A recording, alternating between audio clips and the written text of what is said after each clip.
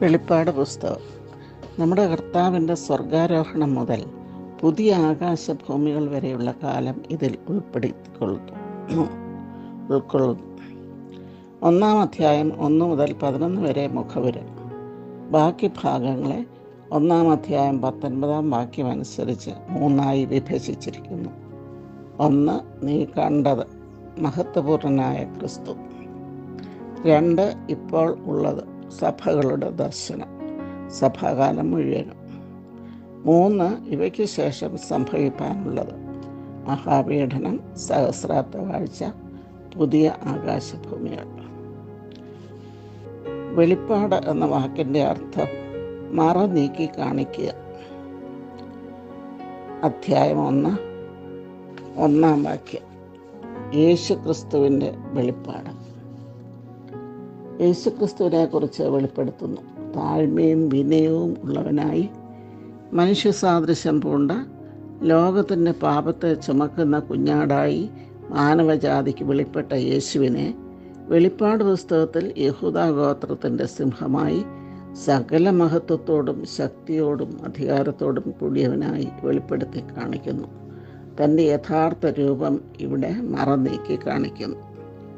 ഇതിൻ്റെ ഉദ്ദേശം 1 വാക്യത്തിൽ തന്നെ വേഗത്തിൽ സംഭവിക്കാനുള്ളത് തൻ്റെ ദാസന്മാരെ കാണിക്കേണ്ടതിന് ദൈവം അത് അവന് കൊടുത്തു. അവനത് തൻ്റെ ദൂതൻ മുഖാന്തരം അയച്ച് തൻ്റെ ദാസനായ യോഹന്നാന് പ്രദർശിപ്പിച്ചു. ഇതിൻ്റെ ഉദ്ദേശം വേഗത്തിൽ സംഭവിക്കാനുള്ളത്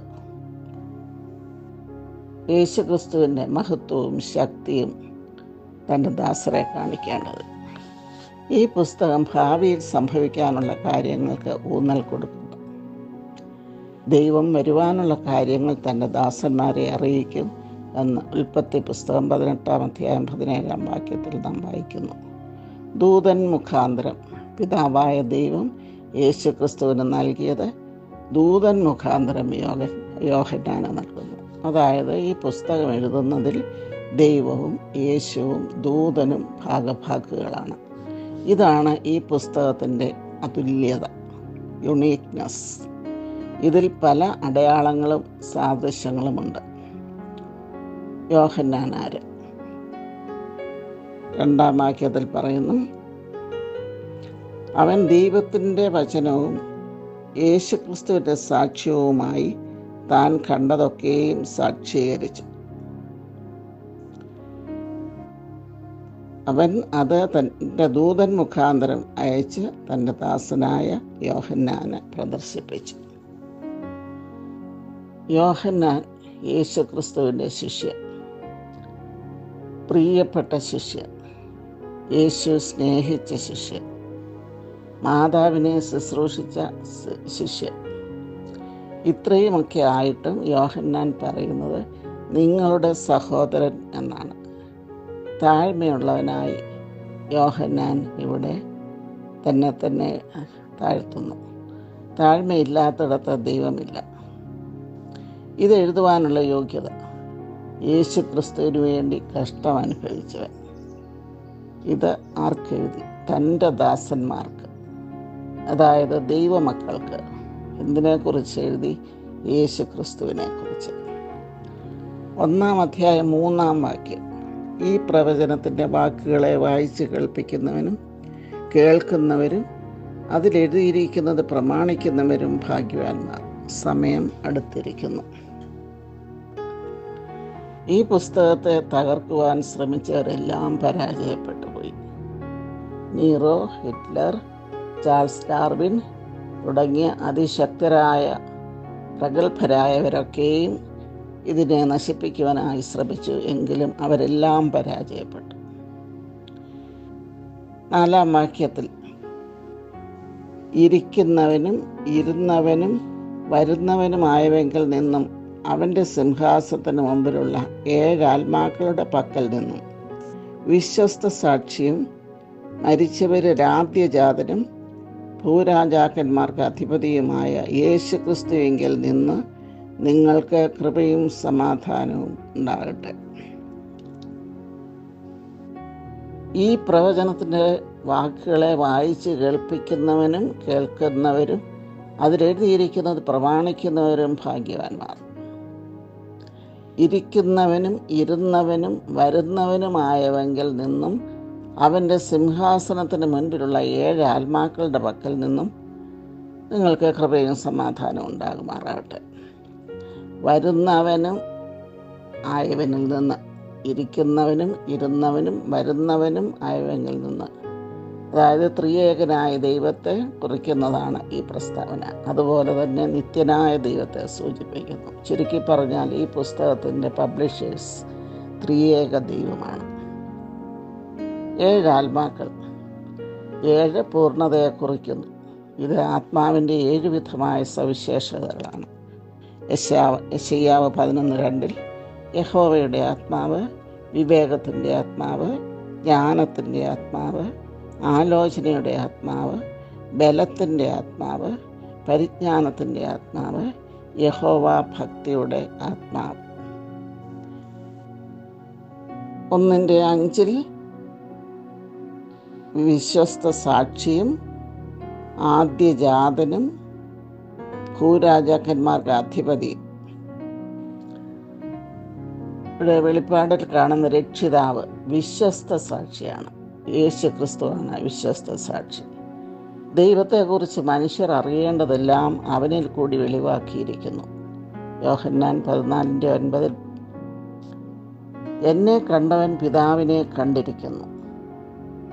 യോഹന്നാൻ 5:31 ഞാൻ തന്നെ ആ സത്യം. രണ്ടാമത് മരിച്ചവരിൽ ആദ്യജാതൻ. ക്രിസ്തു മാത്രമാണ് മരിച്ചവരിൽ നിന്നും അദ്രവത്വത്തിൽ ഇമ്മോർട്ടൽ ബോഡിയിൽ ഉയർത്തെഴുന്നേറ്റത്. അത് നമ്മുടെ പുനരുത്ഥാനത്തിൻ്റെ ഉറപ്പാകുന്നു. മൂന്നാമത്തേത് ഭൂരാജാക്കന്മാർക്ക് അധിപതി, കിങ് ഓഫ് ഹെവൻ, അത്യുന്നതൻ. യോഹന്നാൻ 1:30 പറയുന്നു ഇസ്രായേലിൻ്റെ രാജാവ്. 1 തിമോത്തിയോസ് 1:17 നിത്യരാജാവ്. 24-ാം സങ്കീർത്തനത്തിൽ മഹത്വത്തിൻ്റെ രാജാവ്. രാജാധിരാജാവും കർത്താധികർത്താവും. He is the king of kings and the lord of lords. ആത്യന്തികമായി യേശു ക്രിസ്തു രാജാധിരാജാവും കർത്താധികർത്താവുമായി വാഴും. വന്ദനവാക്യം. നിങ്ങൾക്ക് കൃപയും സമാധാനവും ഉണ്ടാകട്ടെ. കൃപ യവനന്മാരുടെ വന്ദന രീതിയാണ്, അതായത് ഗ്രീക്കുകാരുടെ. സമാധാനം എന്നത് എബ്രായരുടെ. കൃപയും സമാധാനവും മനുഷ്യരുടെ അധികാരത്തിൽപ്പെട്ടവയല്ല. ഒരുവന് കൃപയും സമാധാനവും ലഭിച്ചിരിക്കുന്നതോ എന്ന് നിർണ്ണയിക്കുന്നത് ദൈവവുമായുള്ള അവൻ്റെ ബന്ധമാണ്. മനുഷ്യന് കൃപയും സമാധാനവും നൽകുന്ന കാര്യത്തിൽ മൂവർക്കും പങ്കുണ്ടെന്നാണ് ഈ വാക്യം കാണിക്കുന്നത്. 1-ാം അധ്യായം 6-ാം വാക്യം. നമ്മെ സ്നേഹിക്കുന്നവർ.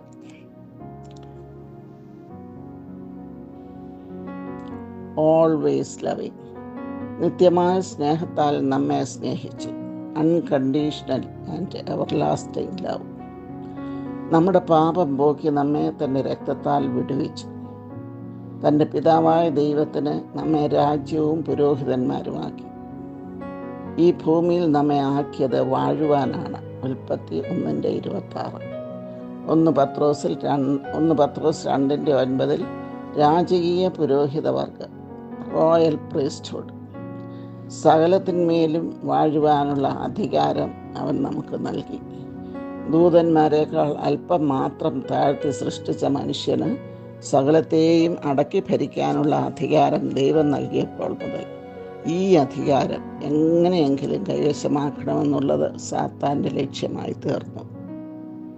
അതുകൊണ്ട് ദൈവത്തിൻ്റെ പുരോഹിതന്മാർ എന്ന ജോലി നാം ഏറ്റവും വിശ്വസ്തമായി നിർവഹിക്കേണ്ടിയിരിക്കുന്നു. പുരോഹിതൻ്റെ പ്രധാനമായ ജോലി യാഗവും മധ്യസ്ഥതയുമാണല്ലോ. ജനത്തിനു വേണ്ടി പ്രാർത്ഥനയും അഭയയാചനയും നടത്തുക ക്രിസ്തുവിൻ്റെ സഭയുടെ പ്രധാന ചുമതലയാണ്. അതുകൊണ്ട് നമുക്കും നമ്മുടെ തലമുറകൾക്ക് വേണ്ടി, ചുറ്റുപാടുകൾക്ക് വേണ്ടി പ്രാർത്ഥനയും അഭയയാചനയും കഴിക്കാം.